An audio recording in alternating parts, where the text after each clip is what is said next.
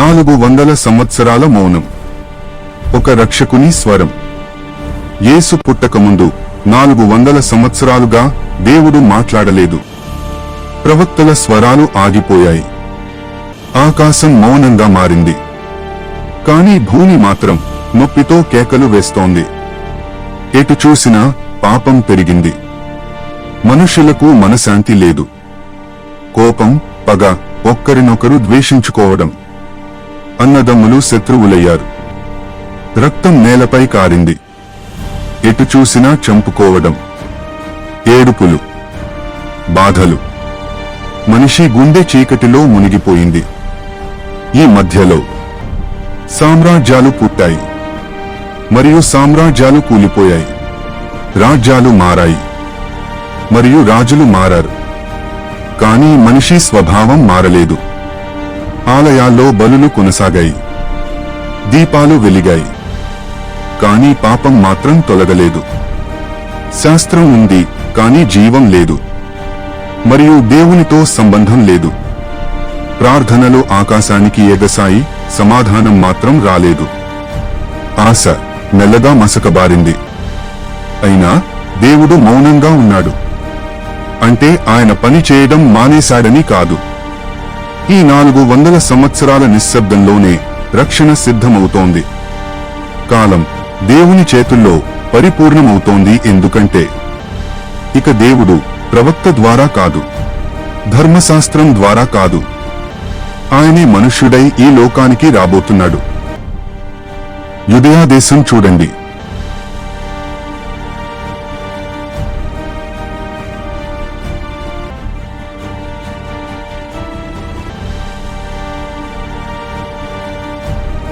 యూదే దేశపు రాజైన హేరోదు దినములలో అబియా తరగతిలోనున్న జకరియా అను ఒక యాజకుడుండెను. అతని భార్య అహరోను కుమార్తెలలో ఒకతే. ఆమె పేరు ఎలీసబెతు. వీరిద్దరూ దేవుని దృష్టికి నీతిమంతులయుండిరి. కాని వారికి సంతానం లేదు.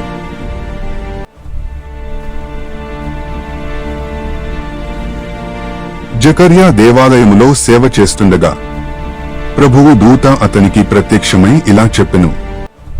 జకర్యా, నీ భార్య కుమారుని కనును. అతనికి యోహాను అని పేరు పెట్టుము. అతడు సందేహించినందుకు జకర్యా మౌనుడయ్యెను. 6వ నెలలో గబ్రియేలు అనే దేవదూత గలిలయ దేశములోని నజరేతు పట్టణమునకు వెళ్ళెను. దావీదు వంశస్థుడైన యోసేపును ఒక పురుషునికి ప్రదానము చేయబడిన కన్యక యొద్దకు దేవుని చేత పంపబడెను. ఆ కన్యక పేరు మరియ. దయాప్రాప్తురాల, నీకు శుభము, ప్రభువు నీకు తోడైయున్నాడు. భయపడకు మరియా, నీవు కృపతో నిండావు.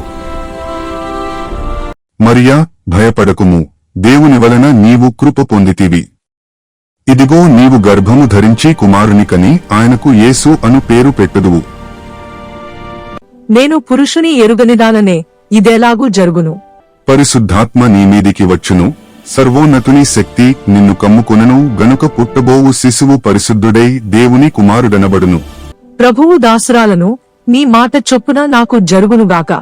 అంతట దూత ఆమె యొద్ద నుండి వెళ్ళెను. మరియా గర్భం దాల్చిన విషయం యోసేపుకి తెలిసింది. యోసేపు న్యాయవంతుడై ఉండి ఆమెను రహస్యంగా విడిచిపెట్టాలని ఆలోచించెను.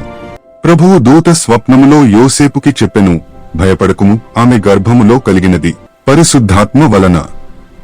యోసేపు నిద్ర మేలుకుని ప్రభువు దూత తనకు ఆజ్ఞాపించిన ప్రకారము చేసి తన భార్యను చేర్చుకునెను. ఆ దినములలో సర్వలోకమునకు ప్రజాసంఖ్య వ్రాయవలెనని కేసరు ఔగుస్తు వలన ఆజ్ఞ ఆయను. ఇది కురేనియు సిరియ దేశమునకు అధిపతియే యున్నప్పుడు జరిగిన మొదటి ప్రజాసంఖ్య. అందరును ఆ సంఖ్యలో వ్రాయబడుటకు తమ తమ పట్టణములకు వెళ్ళిరి. యోసేపు దావీదు వంశములోను గోత్రములోను పుట్టినవాడు గనుక తనకు భార్యగా ప్రదానము చేయబడి గర్భవతియయుండిన మరియతో కూడా ఆ సంఖ్యలో వ్రాయబడుటకు గలిలయలోని నజరేతు నుండి యూదయలోని బేత్లెహేమనబడిన దావీదు ఊరికి బయలుదేరెను.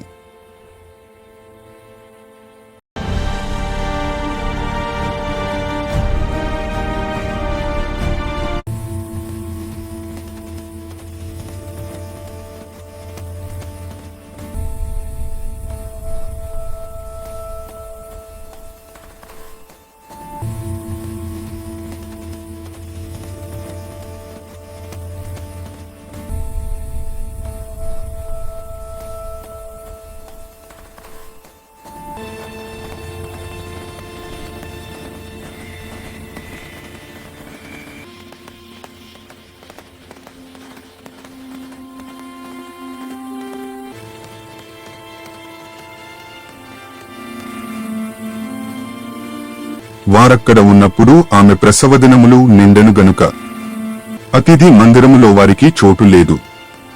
అందుకు వారు చోటు కోసం ఎవరిని అడిగినా చోటు లేదు అంటూ తలుపులు మూసేశారు. అప్పుడు పశువులు పాకలో చోటు దొరికింది. పశువులు ఉండే స్థలంలో రక్షకుడు జన్మించాడు. అంతట మరియా ఆ బాలయేసుని బట్టలలో చుట్టి ఒక్క త్రోటిలో పరుండపెట్టెను.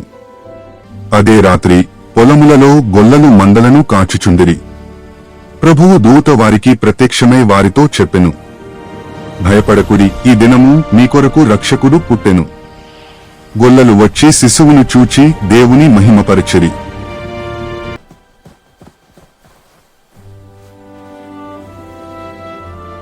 ఆ తర్వాత తూర్పు దేశముల నుండి జ్ఞానులు వచ్చి నక్షత్రాన్ని అనుసరించుచు ఆయనకు నమస్కరించిరి.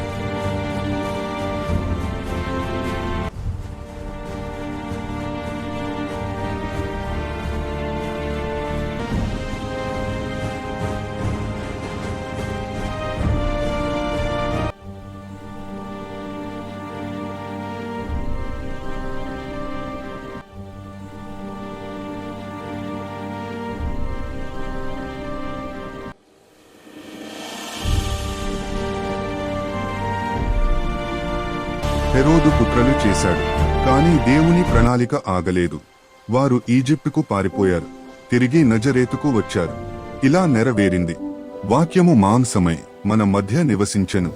ఆయనే ఇమ్మానుయేలు, దేవుడు మనతో ఉన్నాడు. 400 సంవత్సరాల మౌనం ఒక శిశువు ఏడుపుతో విరిగిపోయింది. ఆ శిశువే మన ఆశ, మన రక్షణ, మన యేసు.